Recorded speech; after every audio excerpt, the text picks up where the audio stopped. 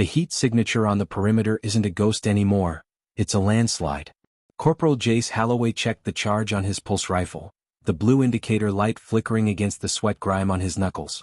He was stationed at Outpost 4, a makeshift cluster of modular units shielding the wounded from the humid, crushing dark of the Primegea jungle. Outside the perimeter wire, the trees were moving. Not the leaves, not the branches. The shadows themselves were shifting, detaching from the trunks with a rhythmic, four-limbed heavy thumping that made the ground groan.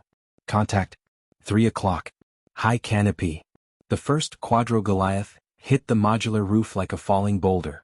It was 9 feet of silver-scaled muscle, a primate evolved for a world of vertical combat and brutal strength. It roared, a sound that tore through the radio chatter, and used its upper pair of arms to rip the roof vent clean off the hinges. Flashbang. Eyes front. Holloway screamed. He thumbed the primer on a magnesium canister and lobbed it into the rafters. The world died in a sphere of absolute, blinding white. The Goliaths, built with massive pupils for night hunting, shrieked as the light scorched their retinas. Holloway didn't wait. He clicked the ignition on his underbarrel thermal bayonet. The blade hissed, glowing a violent, sunbright orange as the magnesium plasma core stabilized. He lunged.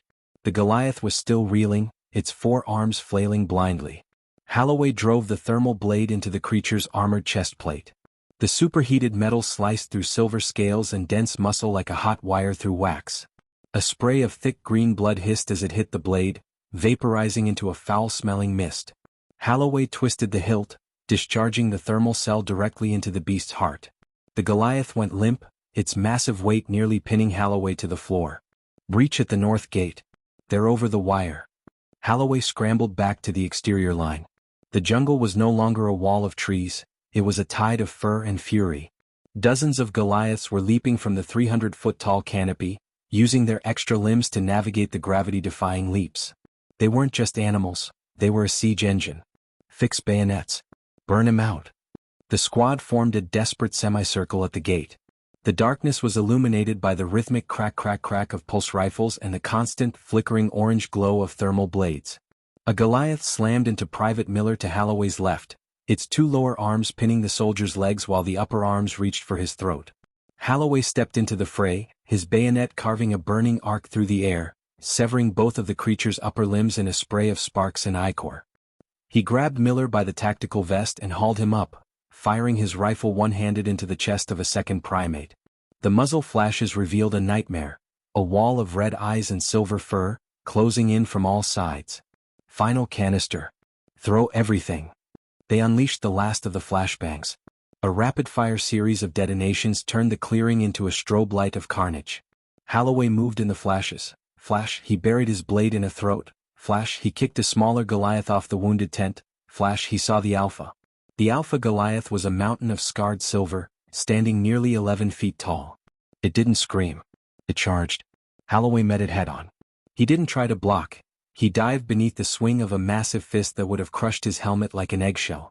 He came up behind the beast and drove the thermal bayonet into the base of its spine. The Alpha roared, a sound of pure tectonic rage, and tried to turn. Holloway held on, the heat from the blade blistering his own palms through his gloves. He pushed the overload switch. The bayonet exploded in a concentrated burst of white-hot plasma. The Alpha Goliath collapsed, its nervous system charred to ash. Seeing their leader fall, the remaining pack hesitated. The human squad didn't.